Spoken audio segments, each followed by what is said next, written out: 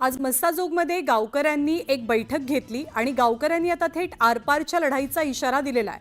मस्साजोगचे सरपंच संतोष देशमुखांच्या हत्या प्रकरणी न्याय मिळावा यासाठी गावकऱ्यांची बैठक पार पडली आणि प्रशासनाला 25 तारखेपर्यंतचा अल्टिमेटम दिला गेलाय। त्यानंतर गाव अन्नत्याग आंदोलन करेल असा इशारा किंवा असा निर्णय ग्रामस्थांनी या बैठकीत घेतला। दरम्यान तीव्र आंदोलन करायला भाग पाडू नका, उद्रेक झाला तर याला प्रशासनच जबाबदार असेल असाही इशारा ग्रामस्थांकडून दिला गेलाय। नुकतेच संतोष देशमुख यांचे बंधू धनंजय देशमुख यांनी सुद्धा मीडियाला या संदर्भातली माहिती दिली आणि कोणकोणत्या प्रमुख मागण्या आहेत या मागण्या तातडीने सरकारने मान्य कराव्यात, परंतु हे आंदोलन करताना गावकऱ्यांनी कुठेही कायदा सुव्यवस्था बिघडेल असं कृत्य करू नये असं आवाहन सुद्धा त्यांनी केलं। प्रमुख मागण्या कोणकोणत्या आहेत तर पीआय महाजन त्याचबरोबर पीएसआय राजेश पाटील यांना 6 आरोपी या प्रकरणी केलं जावं, आरोपी कृष्णा आंधळेला तात्काळ अटक केली जावी, हे संपूर्ण प्रकरण फास्ट ट्रॅक कोर्टात चालवावं, उज्ज्वल निकमांची तात्काळ नियुक्ती करावी अशा प्रमुख मागण्या ग्रामस्थांनी यावेळी पुन्हा एकदा लावून धरल्या। आणि आपले प्रतिनिधी सुरेश जाधव थेट मसाजोगमधनं आपल्या सोबत आहेत। सुरेश, ही बैठक आज पार पडली, काय गावकऱ्यांचं म्हणणं होतं आणि काय ठराव पारित झालेले आहेत या बैठकीनंतर? गावकऱ्यांनी आज जे मसाजोगच्या गावकऱ्यांनी जी महत्त्वाची बैठक घेतली, या बैठकीमधले जे काही प्रमुख मुद्दे होते यामध्ये आंदोलनाची पुढची दिशा कशी असली पाहिजे, त्याचबरोबर हा जो न्यायाचा लढा आहे तो कसा असला पाहिजे या संदर्भात बऱ्याच विषयावरती चर्चा देखील झाली।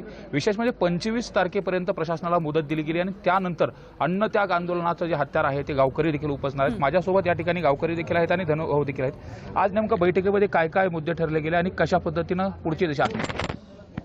मी थोडं मीटिंगला उशिरा आलो, मी थोडं हॉस्पिटलला गेलो होतो।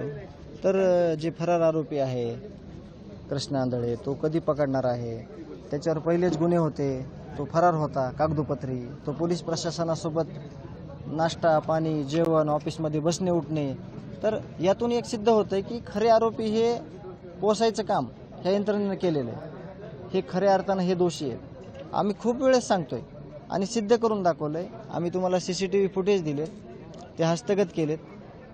बाकी पुन्हा ज्या काही गोष्टी चालतात, समजा मी गावकऱ्यांनी सांगितलं की इथं अनेक पक्षाचे जातीचे धर्माचे संघटनेचे सामाजिक कार्यकर्ते सामाजिक चळवळीमधले लोक येतात, सांत्वन करतात, काहीतरी आपला हिस्सा उचलतात की आपल्याला हे केलं पाहिजे आणि तशा हिशोबाने हे आपलं आंदोलन किंवा हा जो लढा आहे तो पुढे जातोय।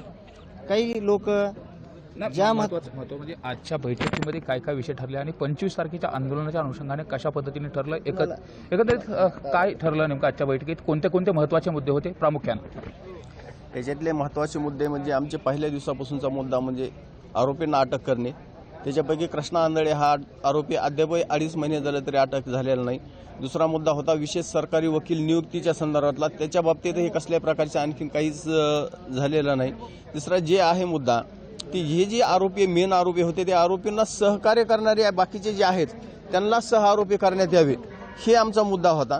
आणि महत्त्वाचा मुद्दा म्हणजे याच्यात जे समजा पोलीस प्रशासनातले जे अधिकारी होते हेच अधिकारी ह्या आरोपींना मिळालेले असल्यामुळे हा एवढं मोठं हे प्रकरण घडले आले, तर त्यांच्यावरती 100% गुन्हा दाखल होऊन त्यांना ह्याच्यात मुख्य आरोपीच करण्यात यावेत। आता हे त्याच्यात सह आरोपीचा विषय राहिला नाही का, आता हा प्रकार जर त्यांना जर वेळची वेळ जर अटकाव घातला असता केला जावं। मात्र आणखी एक विषय घेतला होता की ज्या आवादा कंपनीमुळे खंडणीचा हा प्रकार घडला होता आणि त्यानंतर हा गुन्ह्याचा प्रकार घडला होता, आवादा कंपनी तुमच्या या लढ्यामध्ये सोबत आहे का आणि नेमकं आता आजच्या बैठकीत काय ठरलं?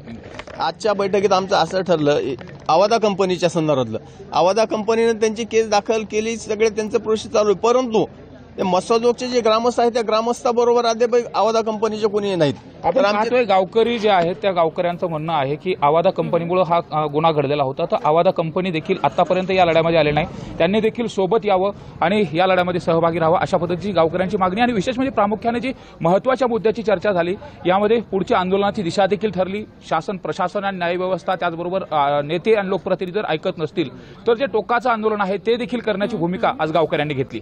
बरोबर आहे, आणि आम्हाला आंदोलन करायला भाग पाडू नका असं आवाहन सुद्धा प्रशासनाला, पोलिसांना, सत्ताधाऱ्यांना या गावकऱ्यांनी केलंय। सुरेश, धन्यवाद या सगळ्या सविस्तर माहितीबद्दल आणि प्रतिक्रियांबद्दल सुद्धा।